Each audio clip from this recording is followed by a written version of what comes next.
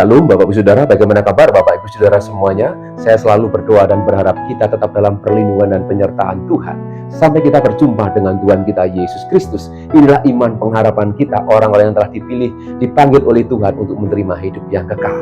Iman sebiji sesawi saja sanggup memindahkan gunung. Ini bukan sekedar perumpamaan yang Yesus sampaikan, namun ini sebuah pernyataan sebagai orang-orang yang telah dipilih, dipanggil oleh Tuhan.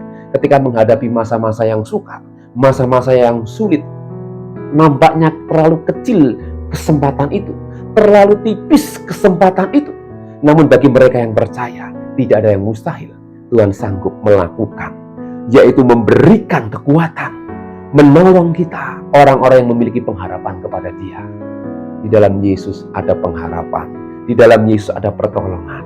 Bapak Saudaraku, seperti uranium, bahan peledak bom atom, sedikit saja itu digunakan, sanggup meluluh lantakan satu tempat yang luas. Iman sekecil saja, seperti biji sesawi kata Tuhan, dapat memindahkan gunung. Percaya iman kita kepada Tuhan, mungkin tipis, mungkin kecil, tapi itu didasari dengan hal yang kuat, dasar hati yang kuat, percaya kepada Tuhan dengan kuat, akan terjadi sesuatu yang luar biasa. Jika hari ini kita mengalami masa-masa yang berat, masa sukar, seolah tidak ada harapan, firman Tuhanlah menjadi jawaban. Firman Kristus yang menjadi jawaban atas hidup kita.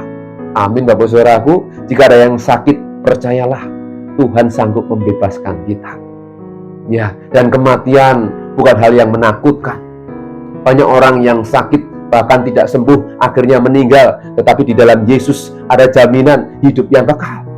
Sakit penyakit bukan halangan untuk kita tetap percaya kepada Tuhan. Sakit penyakit bukan keputusan akhir untuk kita tidak percaya kepada Yesus. Sakit penyakit atau masalah yang sangat berat pun bukan akhir dari segala kehidupan, namun justru dari yang kecil tadi. Iman sebiji sesawi saja, yang namanya kecil dan tipis, bahkan tidak terlihat dari kejauhan. Namun jika kita percaya kepada Yesus, itu akan membawa dampak yang luar biasa. Jangan sepelekan iman yang kecil dan tipis ini Bapak Ibu Saudara. Amin Bapak Saudaraku, tetap percaya, biarlah firman Kristus inilah yang membentuk hidup kita. Firman Kristus yang kita makan secara rohani, sehingga karakter Kristus semakin bertumbuh dalam manusia kita, manusia roh kita. Amin. Yang berdampak kepada tubuh fisik jasmani kita, sehingga kita bisa bertumbuh walaupun secara manusia kita lemah. Dan hari ini kita akan belajar kembali tentang bagaimana memahami, menjadi pelayan-pelayan Tuhan, memahami, melayani Tuhan. Dan Bapak Ibu Saudaraku, sebagai manusia, kita semuanya sebenarnya tidak layak. Saya teringat akan Yohanes Pembaptis. Dia mengatakan, membuka tali kasutnya pun aku tidak layak. Ini satu hal yang diungkapkan sebagai manusia. Dia sadar betul bahwa dia tidak pantas, tidak layak sebenarnya. Namun jika Tuhan berkata, baptislah aku, lakukanlah apa yang Tuhan perintahkan. Dan akhirnya kita juga melihat bahwa Yesus dibaptis oleh Yohanes. Karena memang Yohanes memang dipersiapkan juga hidupnya sebagai jalan pembuka sebelum Yesus masuk. Dan kita sebagai pengikut Kristus yang meneruskan apa yang Yesus ajarkan, untuk menjadi murid-murid Yesus dan memuridkan orang-orang yang belum percaya kepada Yesus. Ini adalah tugas mandat kita sebagai pengikut Kristus. Tidak hanya sekedar kita mendengar firman Tuhan dan untuk kita sendiri, namun kita juga bagikan bagaimana karakter Kristus itu yang ada, yang kita terima melalui firman Kristus, itu bertumbuh dan berbuah. Amin Bapak Saudaraku. Luar biasa bila firman hari ini membuat pikiran kita semakin terbuka. Dan iman kita yang mungkin nampaknya sudah hampir mintip-mintip, rasa percaya kita ini sudah akan kabur karena tekanan hidup, karena persoalan hidup, seolah-olah tidak ada pengharapan. Hari ini firman Kristus mengingatkan, supaya kita harus semakin kuat di dalam Tuhan. Apa yang tidak mungkin, apa yang tidak jelas, hari ini Tuhan akan memperjelas bahwa di dalam Yesus ada kekuatan, ada jaminan, ada pengharapan. Amin, Bapak Saudaraku. Ya, kembali lagi, Yohanes dia tidak layak. Namun ketika Tuhan melayakkan, dia tetap melayani Tuhan sampai akhir hidupnya. Demikian juga hidup kita, Bapak Saudaraku. Sehingga tema kali ini akan saya beri judul, yang tidak layak namun dilayakkan. Sebagai manusia, ketika kita melayani Tuhan, nampaknya mudah, nampaknya enak. Karena kita bisa menyukakan hati Tuhan dan hati sesama. Namun tidak hanya itu, Bapak Saudara. Jika kita mau merenungkan kembali firman Kristus, semua orang, manusia telah kehilangan kemuliaan Allah. Semua orang telah berdosa. Bagaimana mungkin kita bisa melayani Tuhan yang suci dan yang kudus? Tidak mungkin. Oleh karena itu, ketika kita bisa melayani Tuhan sebagai manusia yang berdosa, ya, yang telah ditebus hidup kita dengan caranya yang luar biasa, mati di atas kayu salib, bukan pengorbanan biasa, tapi betul-betul pengorbanan tubuh. Jika kita belajar firman Tuhan, Tuhan hadir ke dunia untuk menggenapi hukum Taurat, bukan untuk menghilangkan, menghapus, tapi menggenapi di dalam daging. Sehingga ketika kita menyadari sebagai manusia berdosa, kita bisa melayani Tuhan, kita dilayakkan, itu adalah sebuah kehormatan. Jadi ketika kita melayani Tuhan, itu adalah sebuah kehormatan. Amin, Bapak Saudaraku. Berbicara tentang melayani, sekali lagi, tidak sekedar kita melayani hal yang biasa yang kita lihat hari-hari ini. Namun ketika kita melayani Tuhan, kita harus ada hubungan yang manis, ada pemberesan hidup, ada satu kesadaran bahwa sebenarnya kita tidak layak. Namun oleh karena kasih Tuhan, kemurahan Tuhan, anugerah Tuhan, kita dilayakkan. Amin, Bapak Saudaraku. Sekali lagi tema kali ini, tidak layak namun dilayakkan. Roma pasal 7 ayat 21-26. Saya akan bacakan ayat ini. Firman Tuhan berkata, demikianlah aku dapati hukum ini, jika aku menghendaki berbuat apa yang baik, yang jahat itu ada padaku. Sebab di dalam batinku aku suka akan hukum Allah. Tetapi di dalam anggota-anggota tubuhku aku melihat hukum lain yang berjuang melawan hukum akal budiku dan membuat aku menjadi tawanan hukum dosa yang ada di dalam anggota-anggota tubuhku. Aku manusia celaka. Siapakah yang akan melepaskan aku dari tubuh maut ini? Syukur kepada Allah oleh Yesus Kristus Tuhan kita.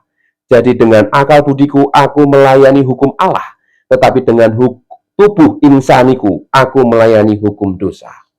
Bapak Saudaraku, surat Roma ini ditulis, diprediksi penulisnya adalah Paulus, di mana dia ketika dipanggil oleh Tuhan dan diberikan hikmat, diberi satu anugerah menjadi hamba Rasul Yesus Kristus.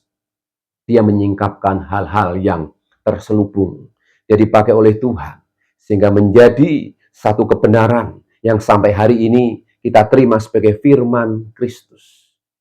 Di sana dia mengungkapkan satu kebenaran, bahwa sebagai manusia yang penuh dengan dosa, manusia yang sebenarnya tidak layak, namun Tuhan melayakkan kita, oleh karena Kristus yang melayakkan hidup kita, sehingga sebagai manusia yang tidak layak, Tuhan masih mau menerima kita. Asalkan kita mau menerima apa yang Tuhan perintahkan. Manusia binasa karena melanggar perintah Tuhan. Oleh sebab itu, sebagai manusia, mari kita belajar berjuang untuk melakukan bagian kita. Hidup dalam perintah Tuhan. Firman Tuhan berkata, sebab kuk yang kupasang itu enak dan bebannya pun ringan. Dan perintah-perintah Tuhan itu tidak berat. Asalkan kita tetap di dalam Tuhan. Amin, Bapak Saudaraku. Seringkali kita merasa bahwa firman Tuhan itu berat. Karena kita masih tinggal dalam tubuh daging ini. yang menjadi penghalang. Mari kita akan membahasnya, Bapak Saudaraku. Bagaimana sebagai manusia kita masih bisa melayani Tuhan, namun di sisi lain kita masih bisa berbuat dosa. Ini yang menjadi perenungan kita. Di sisi lain kita melayani Tuhan yang Maha Kudus, Maha Suci. Tapi di sisi lain kita bisa melakukan tindakan dosa, berbuat dosa. Di sisi lain mulut kita memuji Tuhan. Di kesempatan waktu yang lain mulut kita ini bisa mengeluarkan kata-kata hujat, berbicara kotor, dan lain sebagainya yang najis. Sebab yang najis bukan keluar dari anus, maaf Bapak Ibu Saudara. Namun yang najis adalah yang keluar dari mulut kita. Manusia mengeluarkan kotoran, binatang pun mengeluarkan kotoran. Itu bisa dibersihkan. Namun yang najis yang keluar dari mulut ini, yang seringkali membuat orang bisa berdosa. Bapak Saudaraku, bagaimana mungkin kita melayani Tuhan? Secara manusia kita ini masih penuh dengan kelemahan. Namun Paulus menyingkapkan sebagai manusia yang penuh dengan dosa. Dia mengatakan, demikianlah aku dapati hukum ini, jika aku menghendaki berbuat apa yang baik, yang jahat itu ada padaku. Dia menyadari sebagai manusia, sebagai hamba Kristus, dia melayani Tuhan yang kudus, namun dengan daging yang dia kenakan, dia merasa masih ada yang kurang layak, kurang pantas. Inilah pergumulan yang Paulus sampaikan. Ingatkan kepada setiap kita. Ya, jika aku menghendaki berbuat apa yang baik, yang jahat itu ada padaku. Masih ada. Jadi tidak 100% orang yang melayani Tuhan itu sudah betul-betul suci. Hidupnya benar. Namun dengan pemahaman ini kita diingatkan. Keputusan untuk kita hidup benar adalah hubungan kita dengan Tuhan secara pribadi. Orang bisa menilai kita tidak layak. Orang bisa menilai kita orang yang hebat melayani Tuhan. Namun yang lebih tahu adalah pribadi Tuhan atas hidup kita setiap pribadi. Sehingga ketika kita melayani Tuhan pun, mari kita memiliki pemikiran. Aku ini adalah hamba-Mu yang sebenarnya tidak layak, namun Engkau yang melayakkan Tuhan. Engkau yang membuat aku ini bisa melakukan apa yang Engkau mau. Bukan kuat dan gagahku, tapi oleh karena kuasa-Mu ya Tuhan. Aku bisa melayani Engkau. Aku bisa melayani orang-orang lain. Bahkan aku melayani diriku sendiri untuk berkenan di hadapan-Mu Tuhan. Bapak Ibu Saudaraku, Paulus sungguh dia mengajarkan kepada kita untuk kita bisa memahami selama dia mengenakan tubuh ini. Dia menyadari masih banyak kekurangan. Dan kita tahu Tuhanlah yang menyempurnakan. Amin. Ya, sebab di dalam batinku aku suka akan hukum Allah. Ayat yang ke-22 ini memberikan penegasan secara batin. Kita batin, kita ingin hidup benar, hidup kudus ya. Kita ini batin, ini belum dilakukan tapi masih batin ya Bapak Saudaraku. Inginnya yang kudus, yang suci, yang layak. Pengharapan kita itu kepada Tuhan. Ya, yang kekal begitu. Kalau bisa jangan berbuat dosa, jangan kotori lagi hidupku. Secara batin, Paulus mengingatkan, kita tuh kepinginnya tuh ya bersama dengan Tuhan. Dalam hidup ini tidak ada celah sedikit pun untuk dosa bisa masuk. Namun kita masih tinggal di bumi, di mana tempat pembuangan iblis setan ya saudaraku ya. Earth, bumi, dunia di bawah kuasa si jahat. Kita itu seperti domba di tengah-tengah serigala yang siap diterkam. Kalau kita tidak berlindung kepada Tuhan, kita akan binasa dengan dunia ini. Oleh sebab itu, ayat ini mempertegas kepada kita, sebab di dalam batinku aku suka akan hukum Allah. Sehingga firman Tuhan juga mengatakan, manusia, tubuh jasmani semakin merosot, tapi manusia batin kita dibarui dari hari ke hari. Batin kita harus dibersihkan. Pikiran-pikiran kita yang masih di otak kita, ya saudara, kan kita berpikir pakai otak. Kita berperang dalam logika kita, pikiran atau jiwa kita berperang, tempat berperang untuk ngambil keputusan. Mau menuruti firman atau menuruti keinginan daging. Sehingga peperangan kita ini ada di dalam pikiran kita. Sebelum bertindak, sebelum melakukan sesuatu, mengambil keputusan di otak kita ini, ya, penuh dengan peperangan. Orang-orang percaya, ya, hidup oleh karena imannya, harus percaya Tuhan daripada keinginan-keinginan yang lain. Ini tidak mudah loh Bapak Ibu Saudara. Ini juga salah satu kita bisa membawa diri kita, melayani hidup kita, mau berkenan atau tidak. Di dalam pikiran kita ini, dalam otak kita ini. Belum dilakukan, belum terwujud, tapi kita harus mengambil keputusan yang benar. Amin. Sehingga ayat ini, sebab di dalam batinku aku suka akan hukum Allah. Sehingga seringkali tubuhnya ini harus dikalahkan. Kita harus mengalahkan keinginan tubuh kita, menahan diri kita, ya, untuk tidak berbuat dosa. Ini yang tidak mudah. Sebagai pelayan-pelayan Tuhan, hamba-hamba Kristus, ketika kita sadar melayani Tuhan yang penuh kuasa, jika kita memahami hal ini, tentunya kita tidak main-main melayani Tuhan. Melayani mungkin tidak sesuatu yang besar. Hal yang sederhana, jika disertai dengan kekuatan, kebenaran, kekudusan, dampaknya luar biasa. Amin, Bapak Ibu Saudara. Iya. Sehingga Paulus memberikan penekanan. Ayat 23, tetapi di dalam anggota-anggota tubuhku aku melihat hukum lain yang berjuang melawan hukum akal budiku dan membuat aku menjadi tawanan hukum dosa yang ada di dalam anggota-anggota tubuhku. Dia menyadari betul bahwa tubuh dagingnya ini masih penuh dengan keinginan, ya, masih penuh dengan hal-hal yang bertentangan dengan yang Tuhan mau. Sehingga Amsal 27 ayat 20 dikatakan dunia orang mati dan kebinasaan tak akan puas. Demikianlah mata manusia tidak akan pernah puas. Mata aja tidak pernah puas. Ya. Seperti kuburan tidak pernah puas dengan orang-orang yang mati. Pengkhotbah 1 ayat 8 dikatakan segala sesuatu menjemukan sehingga tidak terkatakan oleh manusia. Mata tidak kenyang melihat, telinga tidak puas mendengar. Ini Bapak Ibu Saudaraku jelas dikatakan mata tidak kenyang melihat, telinga tidak pernah puas mendengar.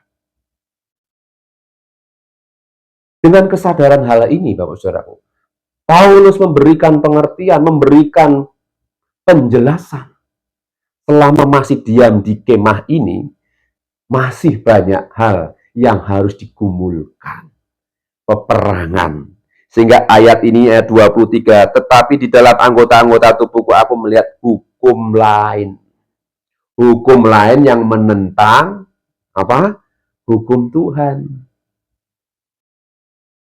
Jelas dikatakan, yang berjuang melawan hukum akal budiku. Aku pengennya hidup benar, hidup suci, hidup kudus, tapi kok angel ya? Karena kita masih tinggal di tubuh ini.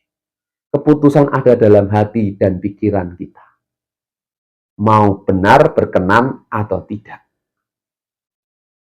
Ya, sehingga Paulus ayat 24 mengatakan, aku manusia celaka. Siapakah yang akan melepaskan aku dari tubuh maut ini? Dia menyadari sebagai manusia, dia berkata, aku manusia celaka. Ya, sehingga poin pertama ini pergumulan batin namanya. Di dalam tubuh maut, sebenarnya tubuh kita ini kan sudah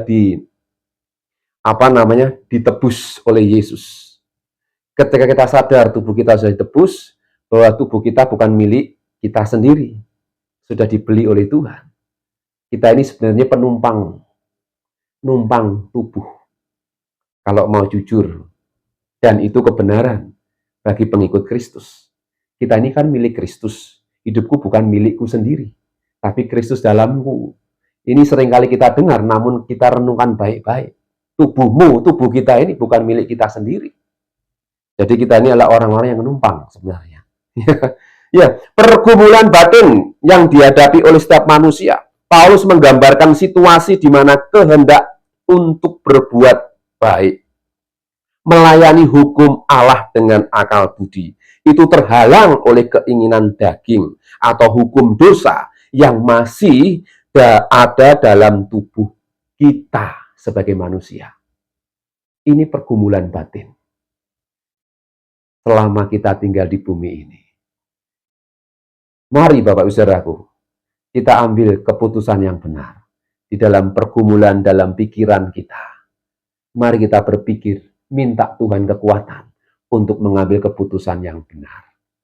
Sehingga pikiran yang jernih, pikiran yang bersih, pikiran yang suci, ya.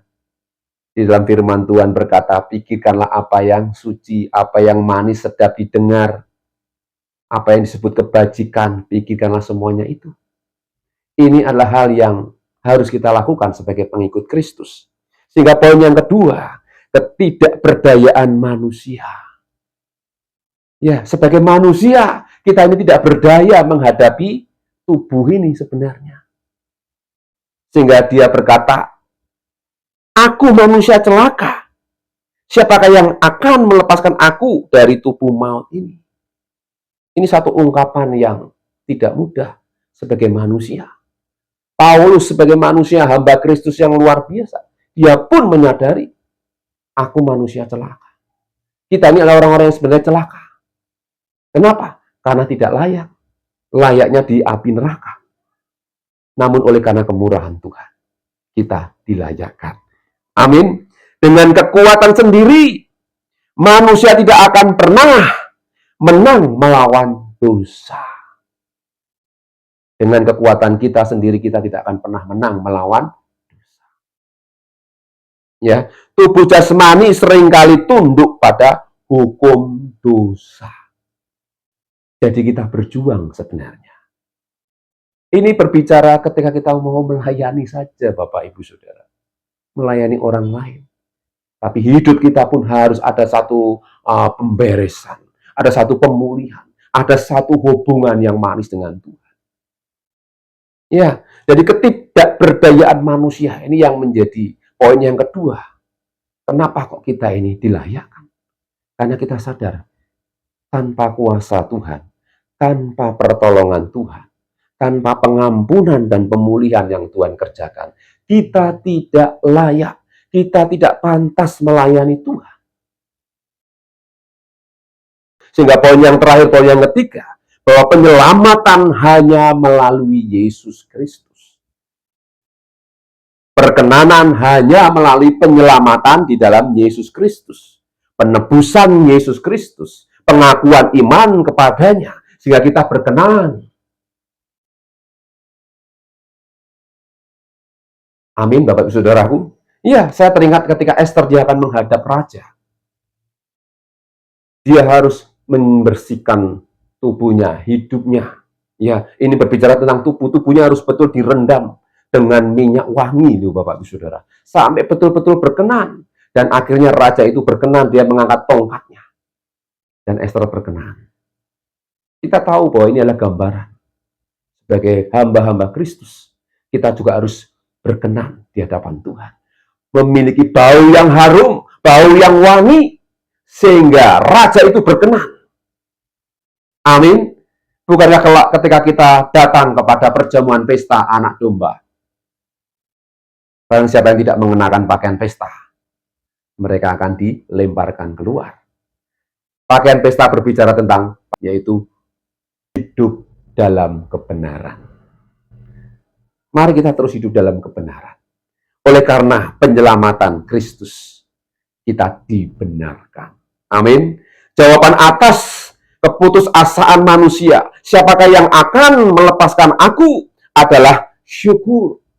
Syukur kepada Allah melalui Yesus Kristus yang telah melepaskan kita, orang-orang percaya, dari ikatan hukum Taurat dan dosa. Pindahkan dari kehidupan lama yang berdosa kepada kehidupan yang baru. Meskipun manusia hidup dalam tubuh daging, orang percaya tidak lagi diperhamba oleh dosa karena kasih karunia Tuhan kita Yesus Kristus. Dan kemenangan atas dosa terjadi ketika bersandar pada kuasa Kristus, bukan kuasa manusia, bukan kekuatan manusia. Amin, Bapak Ibu Saudaraku. Mari kita jalani hari-hari ini, hadapi kehidupan ini, melayani Tuhan dengan pemahaman yang benar. Ya, sehingga dapat saya simpulkan untuk renungan hari ini, meskipun ada konflik antara keinginan benar dan dorongan dosa, Kristus memberikan kemenangan, melepaskan dari tubuh maut, dan memampukan untuk hidup dalam ketaatan melalui kuasa Roh Kudus. Sehingga ketika kita melayani Tuhan dengan pimpinan dan kuasa Roh Kudus, Roh Allah sendiri, maka hati kita akan dipenuhi dengan sukacita. Maka pelayanan yang kita lakukan, yang kita kerjakan akan berdampak sukacita. Di mana ada kebenaran, di situ akan tumbuh damai sejahtera. Damai sejahtera oleh karena sukacita oleh Roh Kudus. Amin, Bapak Ibu Saudaraku. Sehingga hal ini yang menjadi dasar. Yang sebenarnya kita ini adalah orang-orang yang tidak layak. Namun Tuhan melayakkan kita. Karena kita menyadari semua karena belas kasih Tuhan. Semua karena iman kepada Yesus Kristus. Dan oleh karena kuasa Roh Kudus, kita mendapatkan karunia. Karunia melayani Tuhan. Amin, Bapak Saudaraku. Biarlah renungan hari ini mengingatkan kita sebagai pengikut Kristus. Kita harus sadar betul, bukan kuat dan gagah, bukan kepandaian dan kemampuan kita, tapi oleh karena pimpinan Roh Kudus. Orang boleh pandai berkhotbah, orang boleh hebat memimpin pujian atau memainkan musik, tapi tanpa Roh Kudus, semuanya hambar, semuanya kering. Tanpa kehadiran Tuhan, semuanya hampa. Oleh sebab itu pentingnya kehadiran Tuhan. Hadirat Tuhan nyata di tengah-tengah kehidupan kita. Maka kita akan melayani dengan kuasa. Bukan otoritas kita, tapi otoritas Tuhan yang maha tinggi. Yang sanggup memulihkan segala sesuatu. Amin, Bapak Saudaraku. Mari kita tetap hadapi. Kita jalani hidup ini dengan penuh sukacita. Dipimpin oleh kebenaran Roh Allah. Dipimpin oleh kuasa Roh Kudus yang menang kita sampai akhir zaman. Amin. Mari kita akan berdoa. Terima kasih Bapa, kami bersyukur hari ini kami boleh mendengar firman-Mu. Firman yang menguatkan, menegaskan bahwa oleh karena kuasa kasih anugerah-Mu, kami boleh melayani Engkau. Kuduskan hidup kami. Terima kasih Bapa, kami serahkan hidup kami sepanjang hari ini dalam pimpinan dan penyertaan-Mu. Dalam nama Tuhan Yesus Kristus kami berdoa. Haleluya. Amin. Tuhan Yesus memberkati.